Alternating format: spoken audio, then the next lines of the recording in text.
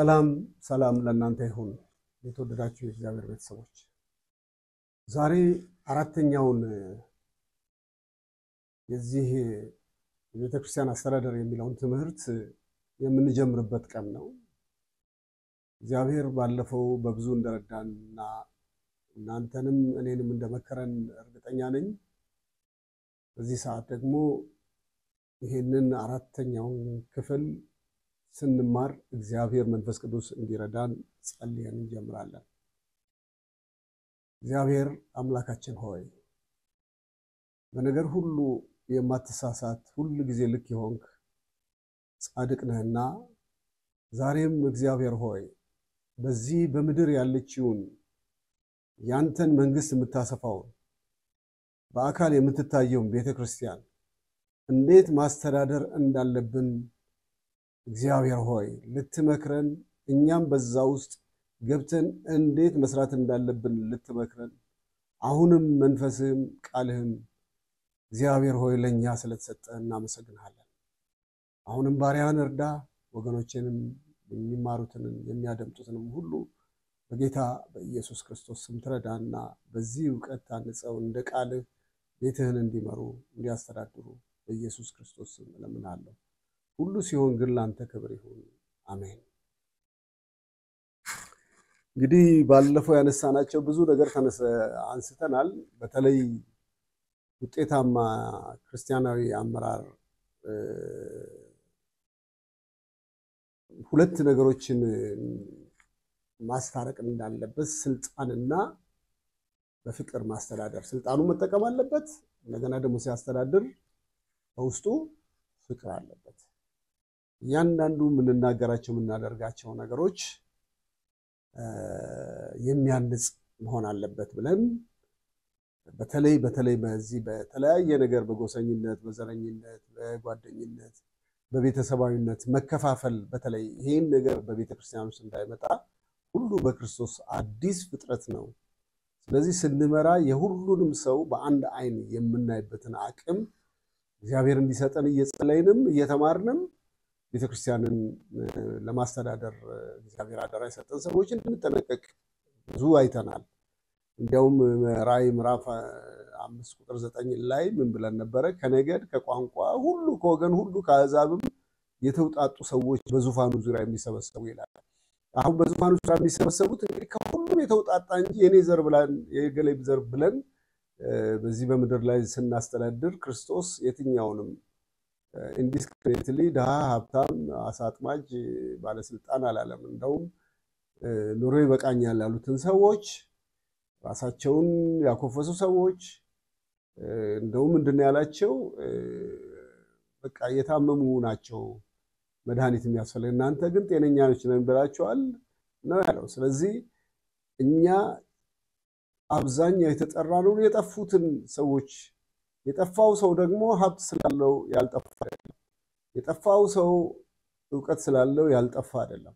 የጠፋው ሰው ስልጣን ስላለው የጠፋ አይደለም።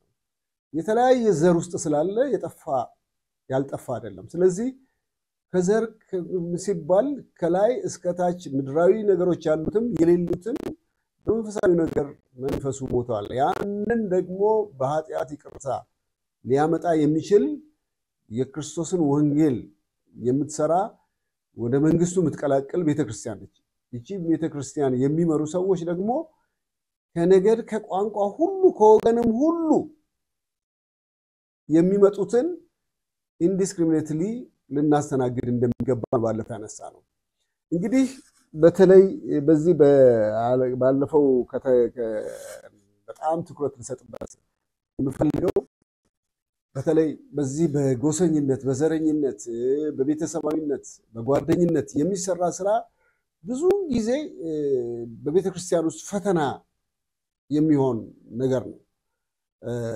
ፈተና ብቻ አይደለም፣ የጋብቻ በተለይ ቤተሰብ መፈራረስ፣ የጋብቻ መፍረስ ማህበራዊና ኢኮኖሚያዊ ችግሮችን የሚፈጥር በዚህ ላይ ደግሞ የፖለቲካ የርዕዮተ ዓለም መለያየትን የሚያመጣ ይሄ ጤነኛ ስለማይሆን በክርስቶስ አካል ክፍሎች መካከል ጠላትነትና ጥላቻ እንዳይፈጠር በክርስቶስ አንድ የሚያደርግ አስተዳደራዊ ጉዳይ መፈጸም እንዳለበትና መሪዎች በዚህ ጉዳይ ላይ በጣም ጥንቃቄ እንዲያደርጉና አስተዳዳሪዎችም በተለያየ ሴክተር የተመደቡትም ከዚህ በፊት በተናገርናቸው ነገሮች ጥንቃቄ መደረግ እንዳለበት ለማንሳት ነው። እንግዲህ ክርስቲያናዊ አመራር ጥልቅ ተነሳሽነት ያስፈልጋል። ይሄ ጥልቅ ተነሳሽነት የምንለው አንዱ በተለያየ መንገድ ቤተክርስቲያን ማንንም ሰው የምትጠራው ስራዋም የመጨረሻ ጥራዋም የምስራች መናገር ነው። የምስራች ታረቁ ነው። ታረቁ ከማጋራ ከእግዚአብሔር ጋር፣ ታረቁ ከማጋራ ከወንድምህ ጋር፣ ከእህትህ ጋር፣ ከእህትሽ ጋር። ስለዚህ መጽሐፍ ቅዱስ በዚህ ውስጥ እንግዲህ መቼም መከራ እንዳለን እናስባለን፣ ችግር እንዳለን እናስባለን። ይሄ ደግሞ ቦልድ ነው። መጽሐፍ ቅዱስ እንትን አያደርግም፣ አያመቻምችም፣ እውነቱን ነው የሚናገረው። መከራና አመራር ደግሞ የማይለያዩ ናቸው። በጣም መሪዎች ከዚህ በፊት እንደተናገርኩት ቪክቲም ናቸው። እረኝነት ማለት በጎቹን ከፊት ሆኖ ከአውሬ የሚጠብቅ ማለት ነው። ከአውሬው ጋር ፊት ለፊት የሚጋፈጥ ማለት ነው። ስለዚህ በዚህ ጉዳይ ላይ ስለ መጽሐፍ ቅዱስ ትንሽ ባለፈው ነግቼዋለሁ። ክርስቲያኖች በዚህ በወደቀው ዓለም ውስጥ ስለምንኖር ብዙ ችግር ስለሚደርስብን ለወንጌል ስለምንታዘዝ ተቃውሞና ጠላትነት መምጣቱ የማይቀር ነው። ምክንያቱም ሁሉ ጊዜ ወደ እግዚአብሔርን ሐሳብ ቤተክርስቲያን ባስተናገደች ቁጥር ታርጌት ነች። ይሄ የጨለማው ገዢ ኃይሉን የሚችለውን ሁሉ ከማድረግ ወደ ኋላ ስለማይል ጥንቃቄ እንድናደርግ ባለፈው አንደኛ ጴጥሮስ ምዕራፍ 3 ምዕራፍ 4 ሮሜ 5 ሁለተኛ ጢሞቴዎስን እነዚህን ክፍሎች በጥልቀት ገባ ብላችሁ ባነበባችሁ ቁጥር ምን አይነት ሰልፍ ላይ እንዳለች ቤተክርስቲያን፣ ይሄ ማለት ምን ማለት ነው? የተመቻቸው ቤተክርስቲያን አይደለችም። እንደ እግዚአብሔር ቃል ያልሆነችው ቤተክርስቲያን አይደለችም። ሁሉ ጊዜ ለትራንኩሌሽን ወይም ለቴንሽን ማቀነሻ በቃ መጥቼ ሲደርሽ ሌላ ቦታ ከማሳልፍ ብለው የሚመጡ ሰዎች የተሰበሰቡባት አይደለች ቤተ የሕያዋን ጉባኤ ነች ብለናል። እዛ ጉባኤ ውስጥ ግን ጠላት በዙሪያችን ከመዞር እረፍት የለውም። ስለዚህ ክርስቲያን መሪዎች በሚመሩበት ጊዜ ትክክለኛ መሪ በተለይ መከራ እንደሚደርስበት መጠበቅ አለበት። መከራ ሲባል የግድ ቤቱ ተነቅሎ መሄድ ከሀገር ተሰዶ መሄድ ብቻ አይደለም። ብዙ አይነት መከራዎች አሉ። በውስጥ ስደት አለ፣ በውጭ ስደት አለ። እንዲያውም የቤተ ክርስቲያን አመራር ይህንን የሚሻ ሰው መከራን የሚጠራ ሰው ከሆነ ሌላ ቦታ መፈለግ አለበት። ችግር ለምን ይደርስብኛል? ለምን ትችት እተቻለሁ? እንደዚህ ለምን ሐሰት ወሬ ያስወሩብኛል? ለምን እንዲያሉብኝ ብሎ የሚቆጭ ሰው ከሆነ እነዛን ቻሌንጅ አድርጎ ማለፍ ካልቻለ በጣም አስቸጋሪ። ለምሳሌ ሙሴን፣ ኢያሱን፣ ዳዊትን፣ አስቴርን፣ ዲቦራን ሌሎችም የእምነት ጀግኖችን ዕብራውያን ምዕራፍ 11 ላይ ስንመለከት የምናይባቸው መጽሐፍ ቅዱስ ውስጥ ያልየነው ገጸ ባህሪያቸውን በሙሉ ስንመለከት መከራ ይደርስባቸው እንደነበረ ለኛ ለትምህርታችን ይሄ ተጽፏል። ስለዚህ አንድ መሪ ስልጣኑን መለኮታዊ ስልጣን በአመራር ውስጥ በአደራ ውስጥ በተሰጠው ጸጋ ውስጥ እግዚአብሔር ልጅነት ሰጥቶታል። የመጀመሪያው ስልጣን ይሄ ነው። እግዚአብሔር ልጅ መሆን ማለት ነው የዓለማት ሁሉ ፈጣሪ፣ የነገሮች ሁሉ ባለቤት፣ የኔም ባለቤት፣ የሕዝቡም ባለቤት እሱ ነው ብሎ መጀመሪያ ራሱን ሰብሚት ማድረግ አለበት። ከዚያ በኋላ የሚመጡት ነገሮች ሁሉ ኢቭን ሌላ ቀርቶ በገዢዎች ፊት ስትቆሙ የምትናገሩት ምንም ነገር ትዝ እንዳይላችሁ በራሳችሁ ካልኩሌት አታድርጉ ብሎ ስላለ ነው ጌታ እዛን ጊዜ ይሰጣችኋል ያለው። አሁን እድለኞች ናችሁ፣ እድለኞች ነን። የምንመራ የምናስተዳድር ቤተክርስቲያንን ወደ ግቧ ለማድረስ የተቀመጥን ሰዎች እግዚአብሔር ህልውና እሱም ዋንኛው በመድር ላይ እየሰራ ያለው መንፈስ ቅዱስ ከኛ ጋር ነው። ስለዚህ ይህንን የሚመጣው ነገር እስቲ የእምነት ጀግኖችን ወደ ኋላ ዞር ብለን የምናይበትን አቅም እንዲኖረን ዕብራውያን ምዕራፍ 11 ብናየው መልካም ነው። እንግዲህ አንዳንድ ጊዜ ስቃዮች የተለያዩ ናቸው። በጊዜውና በሁኔታዎች የተገደቡ ናቸው። በእርግጥ ሁሉም መሪዎች ከፈተናዎች በኋላ ብቻ ሳይሆን ከፈተና ጋራ ያገለግላሉ። አሁን መሪነት ላይ የተቀመጠ ሰው ፈተና የለው ማለት ነው። የትኛው 2 ሰው ይምራ 3 ሰው ይምራ 1000 ሰው ይምራ ሁሉ ጊዜ ፈተና ላይ ነው። ይሄ ፈተና ከመሪ የሚለይ አይደለም። if you are a leader መሪ ከሆንክ በፍጹም ሁሉ ነገር ነፃ ነኝ ብለህ እንዳታስብ። በመሪነት ላይ ሁሉ ጊዜ አስቸጋሪ ፈተናዎች አሉ። በዝርዝር መናገር አያስፈልገኝም። በተለያየ አመራር ላይ ያላችሁ የራሳችሁን ፈተና የራሳችሁን መከራ ታውቁታላችሁ። ፊት ለፊት ያለ ስደት አለ፣ ስውር የሆነ ስደት አለ። ስለዚህ መሪዎች ራሳቸውንና በዙሪያቸው ያሉትን ማህበረሰብ ወደ ጥልቅ ስቃይ ውስጥ እንዳይወድቁ ከባድ ኃጢአቶችን እንዳይፈጽሙ ጥልቅ ስቃይ የምለው ምን ለማለት ፈልጌ መሰላችሁ?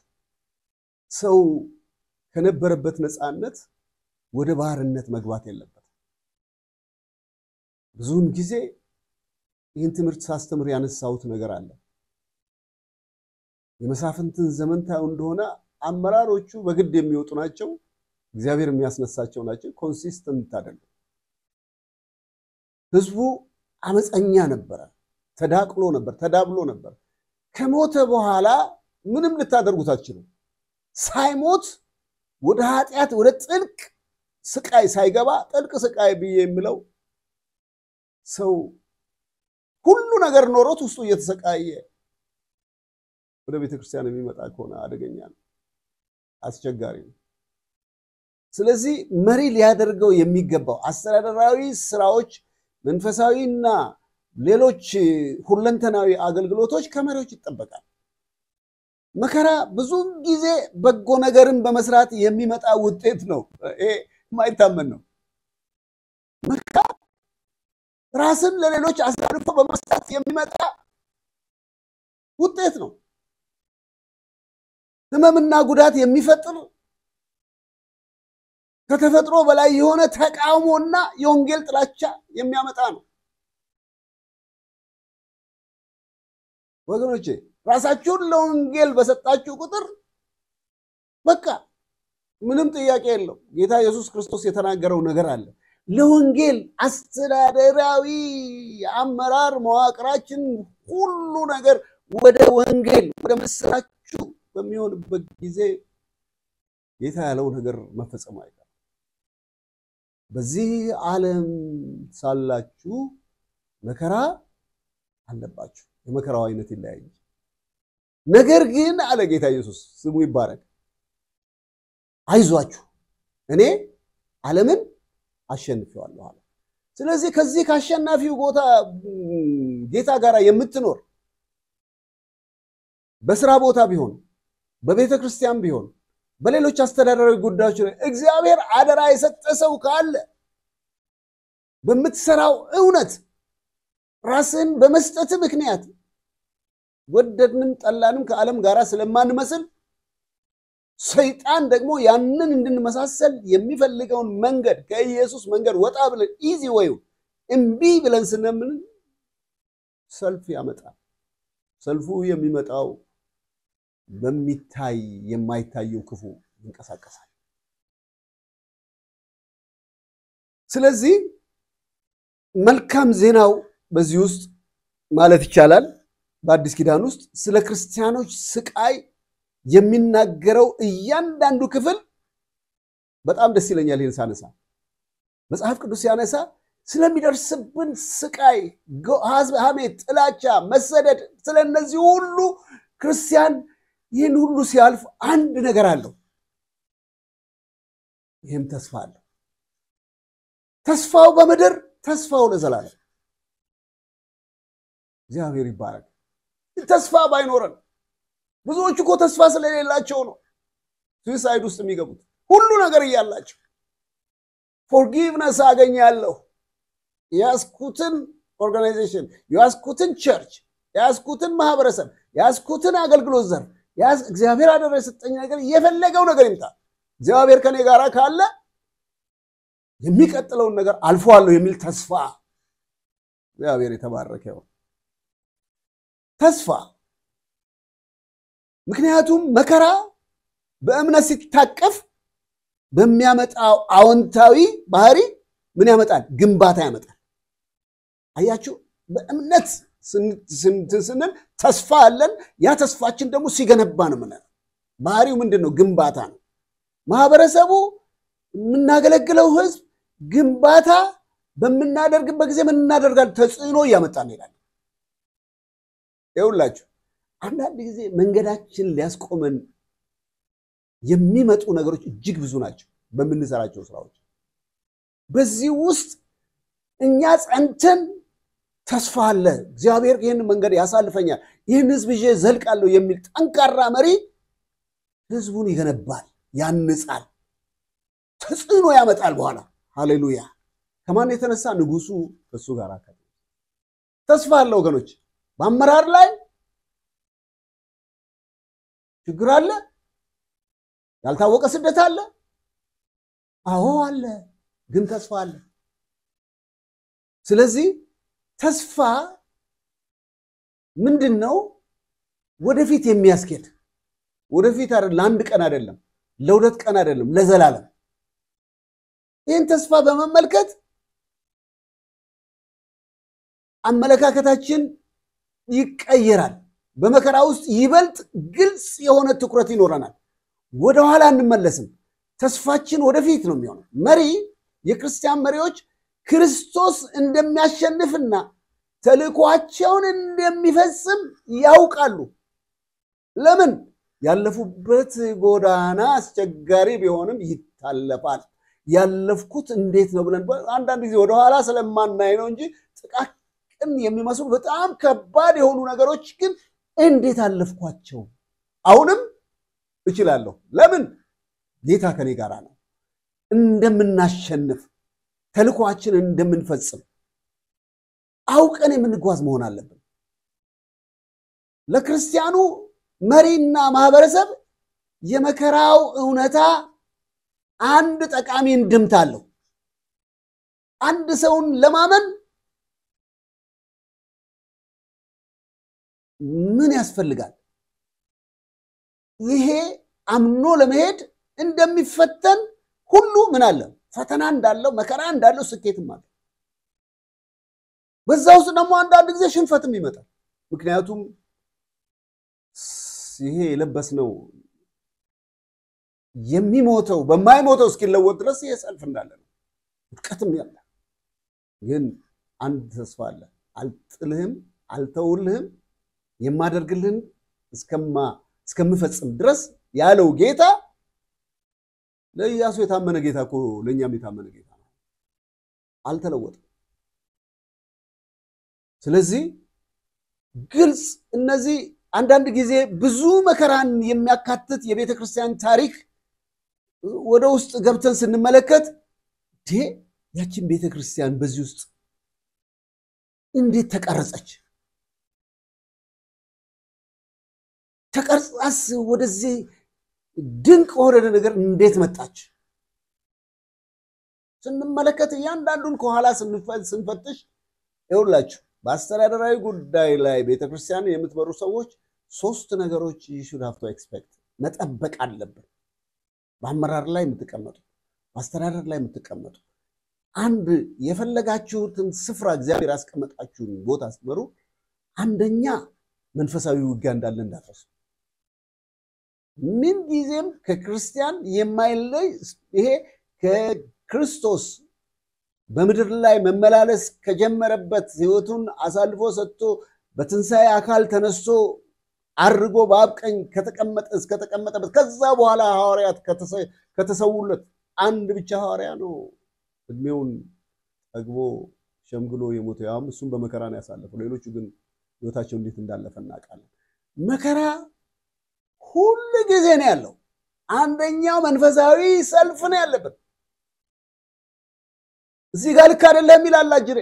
በዚህ በኩል ደግሞ የሰው ዕውቀት ይመጣል፣ የዚህ ዓለም ጥበብ ይመጣል። ማአት የማይመጣው ነገር የለም። በዚህ ላይ በውስጥ ምን ይበልጣል አንተ አታውቅም የሚልም ነገር ሊነሳ ይችላል። መንፈሳዊ ውጊያ እኔ ካንተ በልጣለሁ። አረ የለም የሚበልጥ በቤተ ክርስቲያን በእግዚአብሔር ትልቁ እግዚአብሔር ነው። ግን አደራ የሰጠን ስፍራ በአግባቡ ለመወጣት ይሄ መንፈሳዊ ውጊያ ሲመጣ እንናሸንፈው የምንችል አንድና አንድ ብቻ ነው፣ በእግዚአብሔር ቃል ዕውቀት በመንፈስ ቅዱስ ዲያብሎስን ኢየሱስ እንዳሸነፈው መጣ። በቃሉ ሲመጣ የእግዚአብሔር ልጅ ኢየሱስ ብዙ መላእክት ማዘዝ ይችል ነበር። መልስ የሰጠው በቃሉ። ሁለተኛው ውጊያ የአእምሮ ውጊያ። አእምሮ ውጊያ ስትማሩ ስትሰሩ ኢንተሌክትነን ከሚሉ ፖለቲሻንን ከሚሉ ምሁራንን ከሚሉ እንደገና ደግሞ የራሳችን መንገድ አለን የሚሉ ሃይማኖተኞች ነን ከሚሉ እኛ ያመራር ያሰራር እንትን በዚህ አለን ብለው የሚሉ ያለ ፕሮፌሽናቸው ገብተው ከሚዘባርቁ በጣም የሚገርመው ነገር ለእያንዳንዱ ሰው እግዚአብሔር የራሱ የሆነ ነገር ነው እንጂ የሰጠው እንደ እግዚአብሔር እንዲሆን አይደለም። እግዚአብሔር ብቻ ነው ሁሉን የሚያውቅ። ስለዚህ እነዚህ የዕውቀት ፈተናዎችም ሊመጡ ይችላሉ። ሁሉ ጊዜ ያለፈውን ታሪክ ማየት ለአንድ መሪ በቂ ነው። አንደኛ ያለፉት ክርስቲያኖች በመንፈሳዊ ውጊያ ከአይሁዶች ጋር ተዋግተዋል። ያለፉት ክርስቲያኖች በአእምሮአዊ ውጊያ ከግሪኮች ጋር ተዋግተዋል። ያለፉት ክርስቲያኖች በአካላዊ ውጊያ በሮማውያን ተገለዋል፣ አልቀዋል። መከራ አለ፣ ግን ተስፋ አለ። ቤተክርስቲያንን ለመቅረጽ ምናልፍባቸው ጎዳናዎች እንደመሪ ቀላል ባይሆንም ነገሩን የሚያቀለው ጌታ ከኛ ጋር አለ። እጅግ አስፈላጊ የሆነ ደማቅ የአገልግሎት ምዕራፍ ለመምራት ብዙውን ጊዜ የመንፈስ ቅዱስን ህልውና መሪዎች በጸሎትም በእግዚአብሔር ቃልም ታምነው ከሱ ጋር መሆን ያስፈልጋል። በተለይ የጌታ ኢየሱስ ክርስቶስና የጳውሎስን ቋንቋ መጠቀም ጥሩ ነው። በድካሜ ኃይሉ ይፈጸማል አለ ጳውሎስ። በደከምን ጊዜ እንኳን ኃይልን በሚሰጠኝ በክርስቶስ ሁሉን እችላለሁ አለ። ጳውሎስ እኮ በሽተኛ ነው። ጳውሎስ ብዙ ጊዜ የተደበደበ ሰው ነው። መከራ ያየ ሰው ነው። ጌታውን የተናገረውን ነገር ለመፈጸም ቁልቁለት ወርዷል፣ ዳገት ወጥቷል፣ ግን መሪ ነበር። አብያተ ክርስቲያናት ያለ ማቋረጥ በየዘመናቱ ምን እየሆኑ ነው? እየሞቱና እየተነሱ። ምክንያቱም ሕያው ስለሆነች ቤተክርስቲያን ብዙዎች።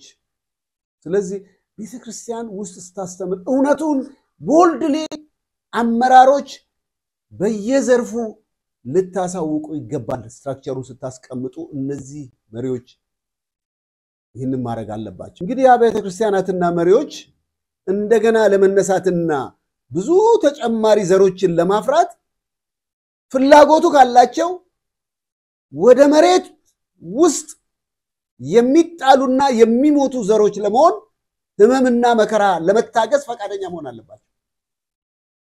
ይህን ላብራራ።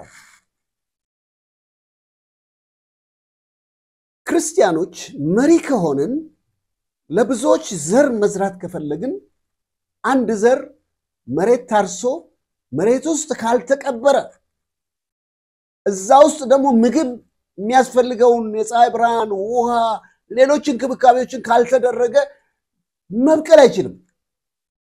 ያ ዘር እዛ ውስጥ ሆኖ መሞት አለበት። እንግዲህ እንደዛ ሲኮን ህመም አለ፣ መከራ አለ፣ ትዕግስት መኖር አለበት። ለዚህ ነገር ደግሞ ፈቃደኛ መሆን አለ። ብዙ ዘር ይዞ ብቅ ለማለት ማለት እያንዳንዱ መሪ ኢየሱስ የራሱን መከራና ሞት በተጋፈጠበት ጊዜ ያለማቋረጥ ልብ ሊሉት የሚገባ ነገር እንደዚህ ነው ያለው ጌታ። አሁን ያነሳውትን ነገር በግልጽ ቃል ያስቀምጠዋል። እውነት እውነት እላችኋለሁ የስንዴ ቅንጣት በምድር ላይ ወድቃ ካልሞተች አንድ እህል ብቻ አንድ ዘለላ ብቻ ሆና ትቀራለች አለ። ጀስት እንደዚህ ነው። እንግዲህ እኔ ሕያው ሆኜ አልኖርም ለማለት ከክርስቶስ ጋር ተሰቅያለሁ ብሎ ለማለት አቅም እንዲሰጠን ጉልበት እንዲሆነን በአመራር ላይ ያለን ሰዎች ብዙ ዘር እንድናፈራ በእውነት ጌታ ኢየሱስ ክርስቶስ ወድቃ ካልሞተች አለው። ያለፈው ነገራችን ሞቶ በአዲሱ መንፈስ በተዘራው ዘር ብዙ ፍሬ እንድናፈራና የምንመራው ህዝብ እኛን እንዲከተል በምንሰራው ስራ የክርስቶስ ባህሪ እንድንይዝ እግዚአብሔር ይርዳል። እንግዲህ አሁን ምን ማለት ነው? እንግዲህ አንድ ሰው በስጋዊ አካል አይደለም እናወራው፣ መንፈሳዊ ቋንቋ ነው፣ ይገባችኋል። ቢሞት ግን ምን አለው ማለት ነው? ብዙ ፍሬ አለው ያፈራል ነው ያለው ጌታ። ነፍሳቸውን የሚወዱ ምን ያደርጉታል ነው ያለው? ያጠፉታል። ነፍሳቸውንም በዚህ ዓለም የሚጠሉ ለዘላለም ሕይወት ምን ይሆናሉ? ይጠበቃሉ። ጌታ ኢየሱስ መሪ ስትሆን ቤተክርስቲያን ስታስተዳድር ምንድነው አንተን የሚልህ? አገልጋይ ነው። ዮሐንስ 12 ከቁጥር 24 እስከ 26 በደንብ ገባ ብላችሁ ልታዩት ትችላላችሁ። የተወሰነ ነገር ላንብብና ልናገር በዚህ ጉዳይ ላይ። የሚያገለግለኝ ሁሉ ይከተለኝ ብሎ እኔም ባለውበት አገልጋዬ ደግሞ ይሆናል። የሚያገለግለኝ ምን ያደርጋል? አብ ይከብራል። የሚያገለግለኝን አብ ምን ያደርጋል? ያከብራል። እንግዲህ በአጠቃላይ ሁሉ ጊዜ መሪና መከራ አይለያዩ። መሪና ቤተክርስቲያንና መከራ አይለያዩ። ግን ይህንን መከራ አሸንፈን እንድንራመድ የሚያደርግ ጸጋ ስፔሻሊ ብዙ እውቀት ሊኖረን ይችላል። የማኔጅመንት እውቀት ሊኖር ይችላል። የአካውንቲንግ እውቀት ሊኖር ይችላል። በቴዎሎጂ ትምህርት ቤቶች ብዙ ነገር አውቀን ተመርቀን የተለያየ ስም የተለያየ ኦርዲኔሽን ተሰጥቶን ይችላል። ግን አንድ ነገር አለ። ያለ ጸጋው ማገልገል አይቻልም። ያለ ጸጋው መምራት አይቻልም። ይሄ በምድር ላይ ያለ የእግዚአብሔር መንግስት ነው። አስተዳደር ስንል ልክ ዝም ብለን ሜካኒካል የሆነ ነገር እንዳይመስላል። መከራም ቢመጣ ማለፍ የሚቻለው በጸጋው ነው። እግዚአብሔር ይርዳል። እንግዲህ ይህን ካልኩ እነዚህ ሁሉ ጉዳዮች ስናነሳ ዋናው ዓላማውና አጀንዳው በቤተክርስቲያን ውስጥ ውጤታማ የአመራር ይዘት እንዲኖረን ነው። ቅርጽ እንዲይዝ ነው። አስተዳደሩ ውጤታማ ያልሆነ ከሆነ ዝም ብሎ ድካም ይሆናል። ስለዚህ የውጤታማ መሪ ስብዕና ባህሪዎቹ ምንድን ናቸው?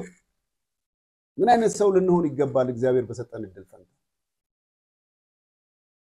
ከቅርብ ዓመታት ወዲህ በአመራር ንድፈ ሐሳብ ውስጥ በጣም አስደሳች ከሆኑት ለውጦች አንዱ የአመራር ስብዕና ነው። ስብዕናው ብዙ ጊዜ ኢንቴግሪቲ ብለን የምንለው ነው። ሂፖክራት አለመሆን ማለት ነው። ሂፖክራት ያው ስለ ሂፖክራት ስለሚባለው ሰው አሁን በሱ ስም የመጣው ሂፖክራሲ የሚባለው ነገር ኮንሲስተንት የሆነ ባህሪ የሌለው ድራማ የሚሰራ አርቲስት። አሁን ድራማ ላይ የሚሰራው ሰውዬ ሌላ ሰው ሆኖ ነው የሚሰራው። ሲወጣ ሌላ ሰው ነው። ሌላ ድራማ ሲመጣ ደግሞ ሌላ ሰው ሆኖ ይሰራል። ነው እኛ የቤተክርስቲያን መሪ አመራር ቤተክርስቲያን ቅርጽ እንድትይዝ ከተፈለገ ከሂፖክራሲ መውጣት አለበት። ባለሀብቱን ሲያይ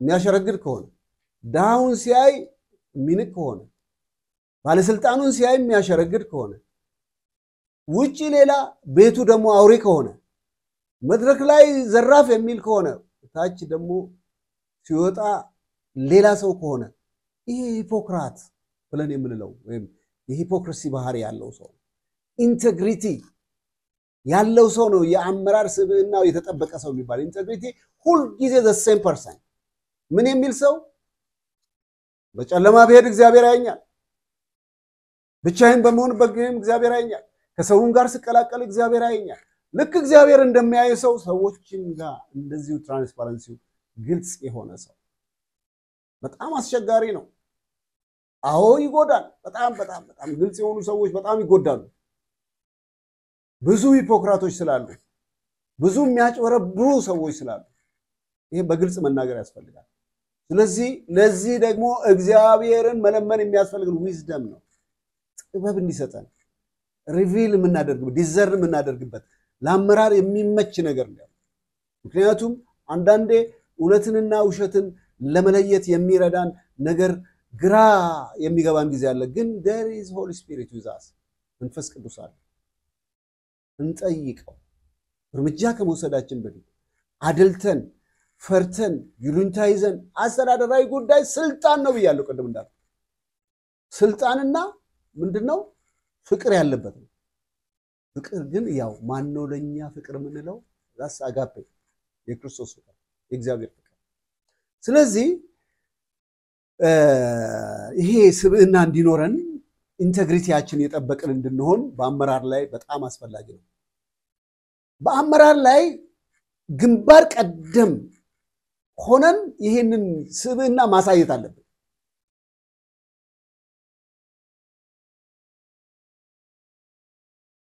ቶማስ ኤዲሰን ሌሎችም በተለይ እዚህ በፈጠራ የተሰማሩ የእግዚአብሔር ሰዎች ጠቅላይ ሚኒስትርም ጋር ሲቀርብ እንደገና ማንንም ጓደኛዬ ጋር ሲደርስ አንድ አይነት ነኛል must be the same person wherever የትም እንሁን አንድ አይነት ሰዎች መሆን አለበት ያመራር ባህሪዎች እንትን አይደለም የሚቀያየር ይሄ ልክ ምንድነው ምንለው በአገራችን እስስት ብለን የምንለው አለ አይደለም ከለር በመጣ ቁጥር በዛ ከለር እንደምትቀያየረው እንስሳ መሆን የለበትም ውጤታማ መሪ ለመሆን በጣም አስፈላጊ የሆነው ነገር ኢንቴግሪቲያችን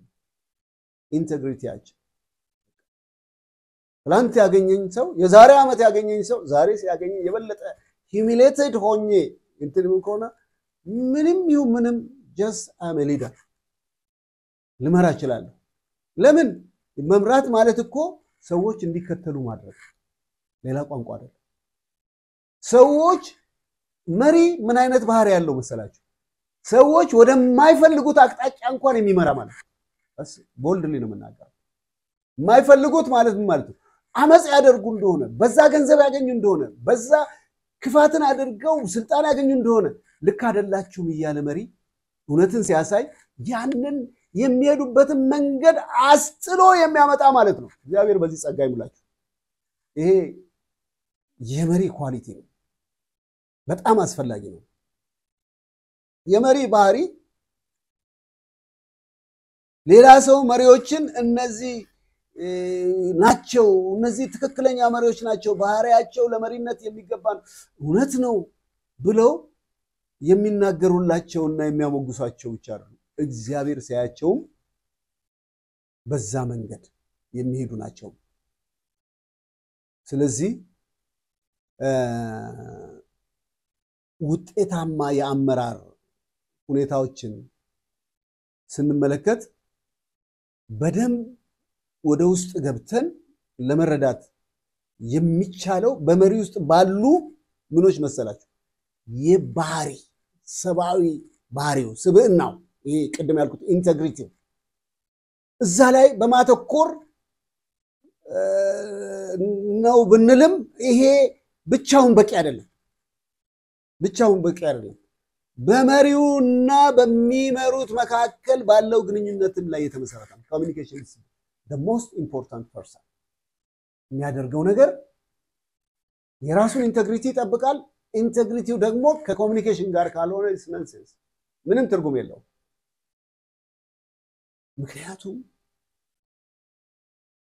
የእግዚአብሔር መንፈስ በተለይ እኛ ቅዱሳንን ያለ ማቋረጥ ኮንቲኒየስሊ ነው ኮሙኒኬት የሚያደርገን ሁሉ ጊዜ ያ የእውነት መንፈስ በመጣ ጊዜ ምን ያደርጋል ይመክራል ይገስጻል ምን ይላል ያስተምራል ይመራል የሚለው ነገር እኮ ኮንቲኒየስ የሆነ ስራ ነው የሚሰራው መሪም እንደዚህ ነው ኮሙኒኬሽን በጣም እንደውም በወታደራዊ ሆነ በሌሎች ተቋማት it's a nerve system of modern warfare ነው የሚሉት አሁን ያሉት አሁን ለምሳሌ የትኛውም ነገር ኮሙኒኬት የሚደረገው እርስ በርስ ኮሙኒኬት የሚደረገው በኮሙኒኬሽን መሳሪያ ቢሆንም ሰው ከሰው ተገናኝቶ ነው ውሳኔ ላይ የሚደርሰው ስለዚህ እያንዳንዱ የሥራ ዘርፍ ያለው ወይም አመራር ላይ የተቀመጠ በአስተዳደራዊ መዋቅር ውስጥ ያለው ሁሉ በስሩ ካሉት ሰዎች ጋራ ግንኙነት ላይ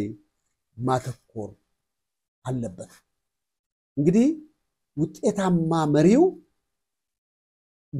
ከሚመሩት ጋራ ግንኙነት ከሌለው ስራው ቆሟል ማለት ይቻላል ምክንያቱም ሁሉ ጊዜ ቪዥን አለ መጀመሪያ ወይም ለዛ ለቪዥን ደግሞ ምንድነው የምንሰራው ተብለን ተነስተናል ከዛ በኋላ ይሄ ቪዥን ደግሞ ኦርጋናይዝ እናድርግ ብለን አስተዳደራዊ መዋቅር አስቀምጠናል ከዛ ቀጥለን ደግሞ ማን ነው የሚሰራው የሚለው ነገር ለይተናል ከዛ ምን ማድረግ አለብን ዳይሬክት ማድረግ አለብን መምራት አለብን ስንመራ ኮሙኒኬሽን ያስፈልጋል ጥለን አይደለም በቃ ገሌት ስራውን ይስራ ተብሎ ከተወ መሪ አይደለም ኮሙኒኬት ማድረግ አለበት ሁሉ ጊዜ ክሪቲሳይዝ ለማድረግ አይደለም መሪ ኮሙኒኬት የሚያደርገው ለመደገፍ ነው ሰፖርቲቭ የሆነ ነገር አንድ የደከመ ሰው ካለ በተሰጠው የአገልግሎት ዘርፍ በተሰጠው ሙያ እዛ ላይ ከደከመ ልክ አይደለም ብሎ ሪጀክት ማድረግ አይደለም well let you come to be trained ከፍ እንድትል ስልጠና ያስፈልጋል መማር ያስፈልጋል don't avoid ማንንም ሰው አታስወግዱ አታግልሉ በተቻለ መጠን መሪ ስትሆን ያንን ሰው ኮሙኒኬት ስታደርገው ድካሙን ምታይለት ለመደገፍ እንጂ እሱን ለመገፍተር መሆን የለበት የአመራር ጥበብ እዚህ ላይ ነው ትልቁ ስተታችን ሌላው ሀገር እኛ ሀገር አላውቅም እስካሁን አላየሁም career counseling የሚባል አለ የትኛውም ሰው ስራ ሲሰራ በተወሰነ ጊዜ ስልጠና እንዲሰጠው ደሞዙ እየተከፈለው አበል እየተከፈለው ወደዛ ስልጠና ይላል እንደየ ሞያው እንደየ ችሎታው እየተከፈለለት አትሰስቱ ለቤተ ክርስቲያን እድገት ነው አስተዳደሩ በዚህ ነገር ኢምፕሊሜንቴሽን ውስጥ ካልገባ ኮሙኒኬሽኑ ምንድነው ዝም ብሎ ደና ነው ወይ እንደምን አደርክማ ማንንም ሰው ያደርጋል ስለዚህ በሁኔታዎችና በግንኙነት ላይ ማተኮሩ አንድ የመሪ ጥሩ ባህሪ ነው እነዚህ ጥሩ ባህሪዎች ምንድናቸው የሚለው ጥያቄ ውጤታማ አመራር በሚካሄድባቸው ሁኔታዎች ውስጥ ያሉ ምክንያቶችን እንድንፈትሽ ይረዳናል ውጤታማ አመራር በሚካሄድባቸው ሁኔታዎች ውስጥ ምን አሉ ግንኙነት አለ ግን ምን ይመስላል what kind of communication አያችሁ tit for tat አንተ ተጠቅመኛለህ ለዚህ ተጠቅመኛለህ የሚል ነገር መሆን የለበት we must be objective መሆን አለበት አሁን ምንድነው የተጨበጠ ሪያሊቲ ውጭ ባለው ነገር አምሮአችን ውስጥ ሚስ ፐርሲቭ ሳናደርግ ፐርሰፕሽናችን ሳይበላሽ ስራውን ብቻ በተመለከተ አገልግሎቱን ብቻ በተመለከተ ይሄ ኒፖታይዝድ ሳንሆን በፌቨሪዝም ሳንያዝ በረሲዝም ሳንያዝ ነገሮችን ኮሙኒኬት ምናደርገው ለፖዚቲቭ ነገር ለመልካም ነገር ውጤታማ አመራር በደንብ መረዳት የሚቻለው በመሪው ውስጥ ባሉ ደጋግሜ ነው የምናገረው ስብዕና ነው ባህሪ ላይ በማተኮር ጭምር ነው ይሄ ብቻ አይደለም እንደገና ኮሙኒኬት ያስፈልጋል በመሪውና በሚመሩት ደግሞ መካከል ባለው ኮሙኒኬሽን ነው የሚባለው ታስዋል እንግዲህ ሁኔታዎች አሉ ግንኙነት አለው። ግንኙነት ከሌለ ሁኔታዎችን መፍጠር አይቻልም። የጥሩ መሪዎች ባህሪዎች ምንድናቸው ብለን ለምናነሳው ጥያቄ ለዚህ መልስ ማግኘት አለብን። አሁን ከዘረዘርኳቸው ሌሎችም ብዙ ነገሮች አሉ። በሌላ አቅጣጫ ውጤታማ አመራር በሚካሄድባቸው ሁኔታ ውስጥ ምን ምክንያቶች አሉ? ምን ውጤቶች አሉ? ውጤታማ አመራር የሚካሄድባቸው ሁኔታዎች ውስጥ ግንኙነቶች ምን ይመስላሉ? መፈተሽ ያስፈልጋል። ምንድነው ውጤታማ ያደረገው? ሁሉ ጊዜ አንድ ኦርጋናይዜሽን ሁሉ ጊዜ አለ ቨርቲካል ሆሪዞንታል ኮሙኒኬሽን አለ። ወደ ላይ ግንኙነት አለ፣ ወደ ታች ግንኙነት ይኖራል አስተዳደር። ከዛ ውጪ ግን ደግሞ እንደገና ሆሪዞንታል ሪሌሽንሺፕ ያስፈልጋል። የጎንዮሽ ሌላው ድርጅት እንዴት ውጤታማ ሆነ፣ ሌላው ቤተክርስቲያን እንዴት ውጤታማ ሆነ፣ ይህንን በደንብ ማጥናትና ከራስ ጋር የሚጠቅመንን መውሰድና ማሳደግ ግድ ያስፈልጋል። እነዚህን የማያደርግ ተገላቢጦሽ ነው የሚሆነው። የተገላቢጦሽ አመራር ባለበት እነዚህን የምንጠይቃቸውን ጥያቄዎች ለመፍታት ችግሮችን ለመፍታት ቶሎ መልስ ለመስጠት ከዚህ በፊት የጠየቅናቸው ጥያቄዎች ቶሎ የተገለበጠ ነገር እንዳይመጣም ከመጣም ቶሎ መፍትሄ ለመስጠት ይረዳናል። ውጤታማ አመራር ሁኔታዎች ውስጥ እነዚህን ምክንያቶች ዘረዝረና የዛሬውን ትምህርት በዚህ ላይ ማቆም ይሆናል። 4 ምክንያቶች አሉ። 4ቱ ምክንያቶች 4ቱ ሰዎች ናቸው። ሁሉ ጊዜ ያሉ የሚመሳሰሉ። አንደኛው በመሪ ውስጥ ያለው ባህሪ ነው። እየተቀለልኩ ነው እስካሁን ስናገር የነበረው። በመሪ ውስጥ ያለው ባህሪ በሚከተሉት ሰዎች ላይ እምነትን ይፈጥራል። መጥፎ ከሆነ እምነትን ያጣል። አያችሁ፣ ሁሉ ጊዜ ኢንተግሪቲያችንን እንጠብቅ ተብሎ ሲባል ትልቅ ሚኒንግ አለ። ሰዎች ባህሪያቸው ማንን ነው መሪ መምሰል ያለበት? ምንም ሌላ አልቲሜት ሞዴል የለንም፣ ክርስቶስ ነው። ያንን ባህሪ ነው ማሳየት ያለብን። እንደገና የምንመራውን ህዝብ ቀጥታ እኔ ነኝ አይደለም፣ በእኔ ውስጥ ክርስቶስን ተመልከቱ። ያ ኢንተግሪቲ በመሪው ውስጥ ያለው ባህሪ ምን ያመጣል? በሚመራቸው በሚያስተዳድራቸው በተከታዮቹ እምነትን ይፈጥራል። አዎ he is my leader። ታስታውሳላችሁ ኢያሱ 40 ዓመት በፊት ከካሌብ ጋራ ሙሴ ሲልካቸው ሂዱና እስቲ ምድሪቷን ሰልሉ ሲላቸው ምንድን ነው ያለው?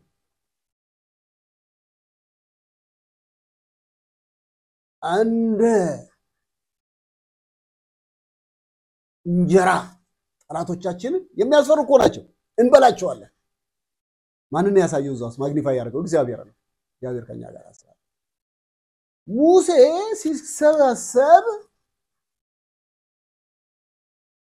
እዛ ቦታ ላይ ህዝቡን ሰብስቦ ኢንተግሪቲውን ጠብቆ የቆየ ሰው ነው ካሌብ።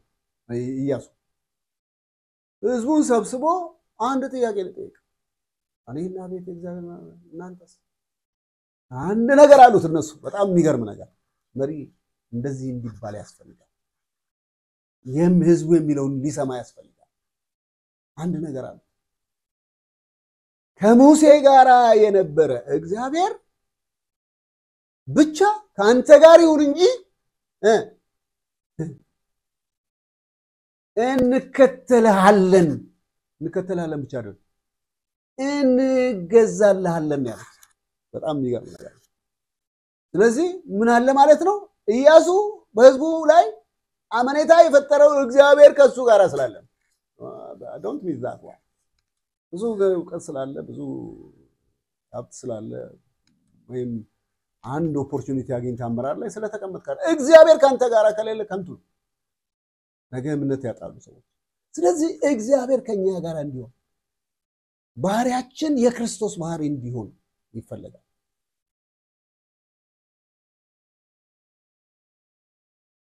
ሁለተኛውን አነሳና የዛሬውን ትምህርት አቆማለሁ በመሪው ውስጥ ያለው እምነት የራሱ እምነት ቀደም ህዝቡ ነው በመሪው ላይ ያላችሁ እምነት ምን ነው የሚመራው ህዝብ ነው እንግዲህ ይሄ የጉባኤው ዓላማውንና ራእዩን እንዲያውቅ ይረዳል ምን ማለት ነው በመሪው ውስጥ ያለው እምነት ምንድነው ጉባኤው ምን አለው የሚያምነው አያችሁ ጉባኤው እምነት እንዴት ነው አንድ ነገር አለ በተለይ ማገልገልና መሰጠት ወይም መታዘዝ ልዩነት አላቸው ወገኖች ማገልገል ዲያቆን መሆን ይችላል መጋቢ መሆን ይችላል ወንጌላዊ መሆን ይችላል ተማሪ መሆን ይችላል ነብይ መሆን ይችላል መታዘዝ ግን ሌላ ነው መታዘዝ በጣም ከባድ እግዚአብሔር ቃል እንደዚህ ነው መታዘዝ ከመስዋዕትነት ይበልጣል መስዋዕት ምናደርገው ፊዚካሊ ምናደርጋቸው እንቅስቃሴዎች ግን ታዘን ነው ወይ ከውስጣችን ለምሳሌ ስንሰጥ አስራትም ሆነ መባ ህዝቡ ሲሰጥ ተገዶ ነው በህግ ታስሮ ነው ወይስ በፍቅር ነው በነፃ ፈቃዳቸውን ሰጥተው የሚያገለግሉ ሰዎች መጥተው ለይሉኝታ ነው ወይስ በፈቃዳቸው አምነው ነው በፍቅር ነው ወይ የሚያገለግሉ ይሄ መፈተሽ አለበት ማለት ስለዚህ መሪጋ አስተዳደራዊ ነገራችን ኳሊቲውን የሚጠብቀው ሆሊ ስፒሪት ሲኖር መንፈስ ቅዱስ ሲኖር የኛ ታክቲክ ምንላቸው ነገሮች ብዙ ሊኖሩ ይችላሉ ግን እሱ አይደለም አስተዳደራዊ ስትራክቸር መኖር አለበት እንደ እግዚአብሔር ቃል መምራት አለብን ከዛ በላይ ደግሞ አልቲሜት ገቨርነሩ ክርስቶስ እንደሆነ አውቀን እኛም ታዛዥ ሲነጨመርኳት ያለ ምክንያት ታዛዥ አገልጋይ የምንታዘዝ በስውር እግዚአብሔር ሲያይ አያችሁ ታዛዦች ነን ስለዚህ ህዝቡ እዛ ደረጃ መድረስ አለበት ህዝቡ ራእዩን መሪው አሳውቆት በእምነት ጉባኤው የሚንቀሳቀስ መሆን አለበት ይሄ በኮንስታንቲን በነበረበት ጊዜ ሁሉም በቃ ባግዛቱ ሁሉ ክርስቲያን መሆን አለበት ተብሎ ፋሽን እግዚአብሔር ከዚህ ከፋሽን ክርስትና እግዚአብሔር አውጣ ትራዲሽናል ክርስቲያን እንደሚሉታል በቃ ክርስቲያን አልሆነ ግን ክርስቲያን ነኝ ብሎ ክርስቲያን ነኝ የተባለ የሚፎከርበት ኖ ሰብሚሽን የተሰጠ ክርስቲያን ጉባኤ እንዲኖረን የምንሰራቸው ስራዎች በመታዘዝ ላይ ተመሰረተ እንዲሆን እግዚአብሔር ጸልያለሁ አባቶ ይሄን ጊዜና ይሄን ደቂቃ ይሰጣና አንተና ከዚህ በኋላ ያለው ጊዜ ደግሞ አንተ ተረከብ ጌታ ሆይ እነሆ የሆነው ነገር ሁሉ ላንተ ክብር ይሁን በጌታ በኢየሱስ ስም አሜን